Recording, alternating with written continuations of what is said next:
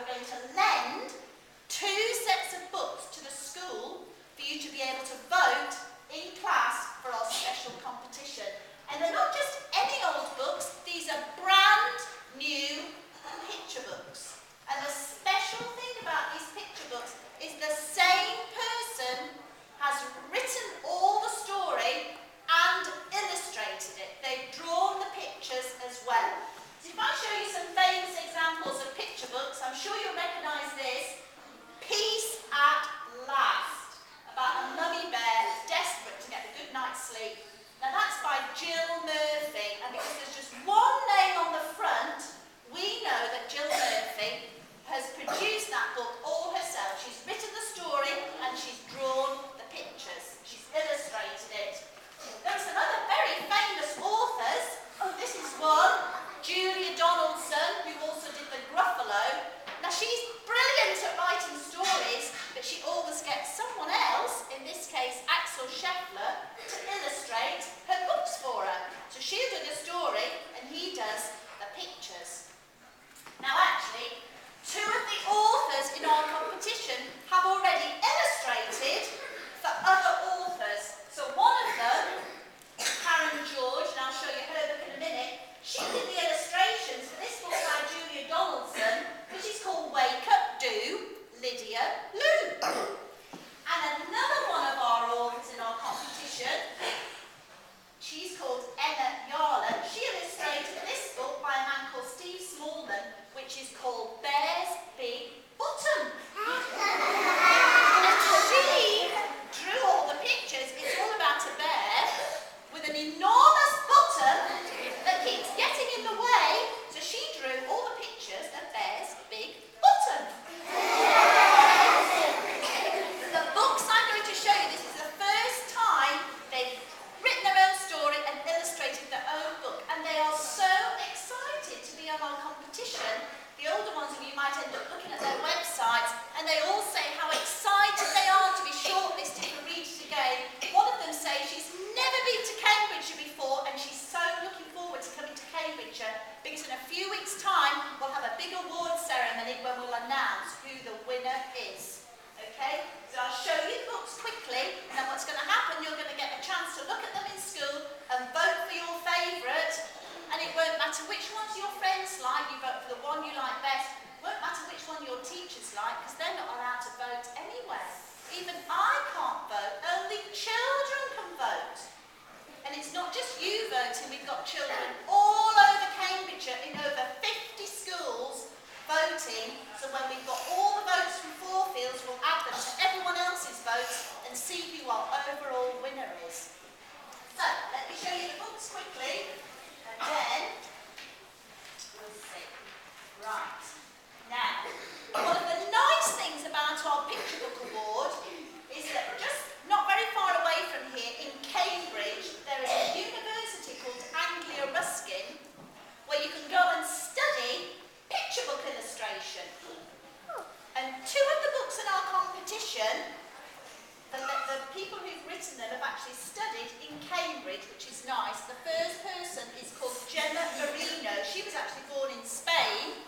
She's written a book about the crocodile who didn't like water.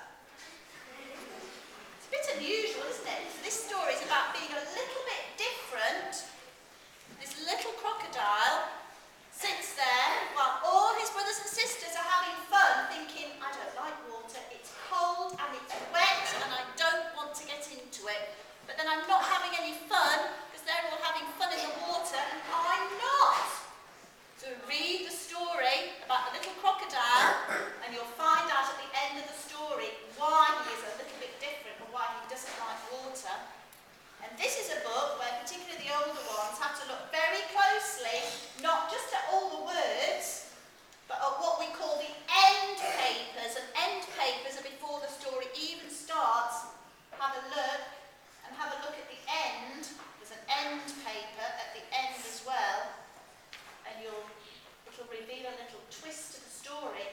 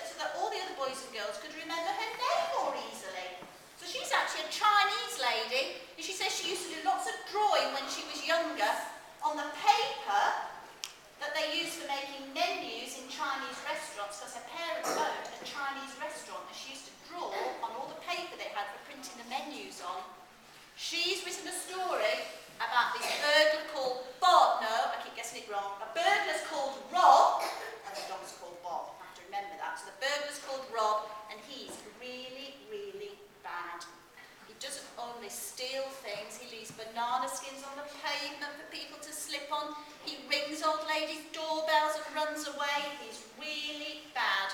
Whereas his dog, Bob, is really good. He helps little old ladies across the road. He bakes beautiful cakes and he knits jumpers. He doesn't want to be a burglar's dog. He wants to belong to a nice family. But one night, Rob the burglar, look, they go out to steal things and Bob has to go too. And they end up stealing a pile of presents. Look, a sack full of children's presents. And Bob the dog is not very happy that they've done that at all. So you have to read the story and see if Bob the dog manages to save the day. Okay, so that's that one. The next one is about a brother and sister called Sydney and Stella who are always arguing.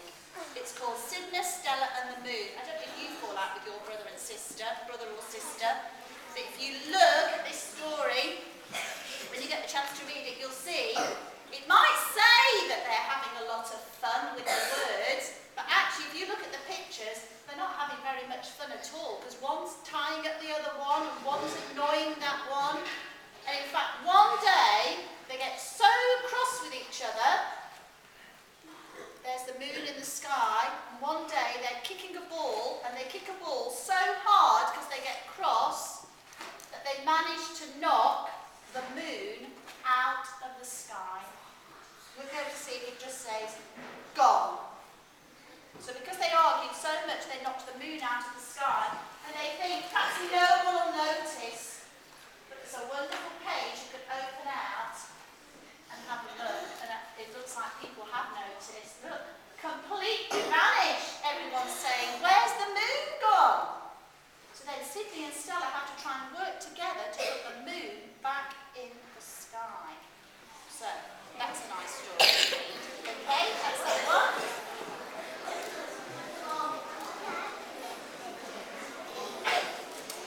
The next one is a little bit different again. It's actually got burglars in this one, but a different sort of burglar. It's called Penguin in Peril. And it's about 3 hungry cats who go to the cinema and they watch a film about penguins, and it gives them an idea. We're going to steal a penguin and he's going to catch us fish for our supper. So they go off down to the zoo. Look, they put their burglar masks on to go down to the zoo and steal a penguin. And the rest of the story is about this little penguin and how he's trying to find his way back to the zoo because he doesn't want to live with these 3 cats. So you'll be able to look on the different pages. Look, the cats are chasing him and the penguin's there somewhere trying to escape. So lots of colourful pages to have a look at and the little penguin to find and see if he manages to find his way back to the zoo. You can see how the books are all very different from each other. So there'll be some that you think, oh gosh, I like the look of that one. Others you think, that might be for slightly younger children, some might be for slightly older children. This one is called Pirate. It's got lots of piratey words in it. It says, I am pirate, I will eat your dinner, steal your treasure. Ah, me hearties, meet my fearsome crew. So there's his pirate crew, and as it goes through the story, they talk about how they're not scared of anything. Sharks don't scare us, the dark doesn't scare us, but actually, perhaps that great big hairy paw might scare us. Looks like there's a monster on the way. So if you read the story, you'll find out who the monster is. Oh, small boys and girls come in.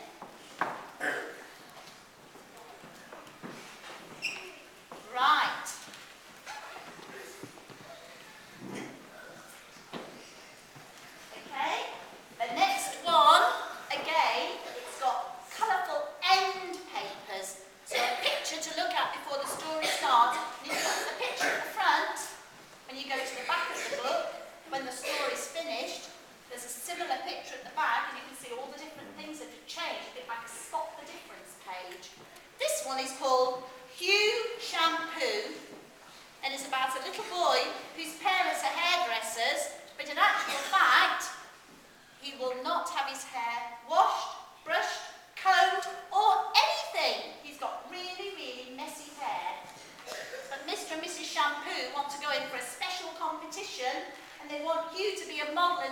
competition, but of course he doesn't want to. So they've got to find someone else to enter the hairdressing competition, and they despair of Hugh with his messy hair. But you have to see if Hugh ends up going into the competition and winning it for Mr. and Mrs. Shampoo, or if it's a disaster because of his messy hair. So there he is. This lady obviously likes drawing pictures of messy hair. You won't be able to see it in the back, I know. But this one she illustrated for Julia Jonathan. It's got a little boy with messy hair. So she obviously likes drawing pictures of boys and girls with messy hair. So that's that one. Just two more to show you. This one is the only one in the competition written by a man. Don't know why. All the others are written by ladies, but this is the only one written by a man. And it's called Ready, Teddy, Go. It's about a race, and there's lots and lots of detail on all the pages to look at, and all the different cars that are in the race. And there's a fox, a wily fox, who's determined to win by cheating. And here's Steady Teddy. We'll have to see if he manages to win the race, because all sorts of naughty things go on where they try and cheat. But you can look at all the detail on the pages. There's a really nice page there where they're in Robot City, all the different roads going through the city and all the different cars racing, and you can see who manages to win the race in the end. And then the last one, I think will perhaps appeal to the older ones amongst you, because some picture books are not just for younger children, they're for older kids too, but some of them are slightly older in their content than others, and this one is called Weasels. This lady as well studied down the road in Cambridge, and its subtitle is Megalomania Has Never Been So Furry. How many of you know what megalomania might mean?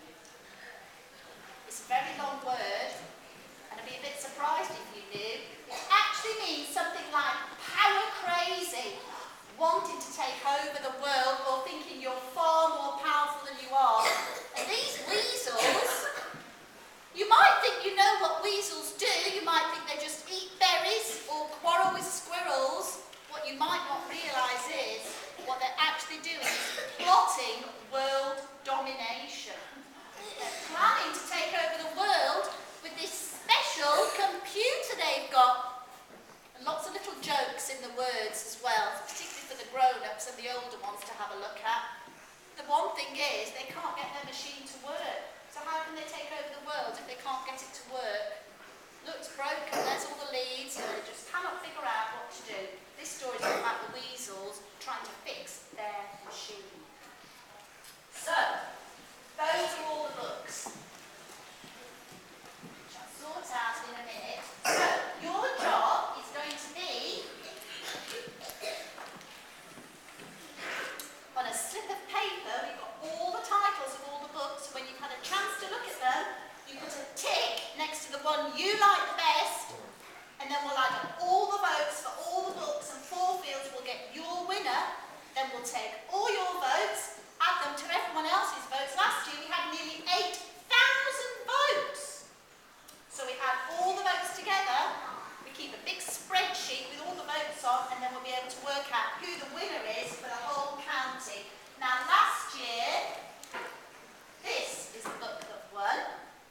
This is called Red Cat, Blue Cat by Jenny Desmond. It's about 2 cats who were always quarrelling, but in the end they became friends because they realised they secretly admired each other.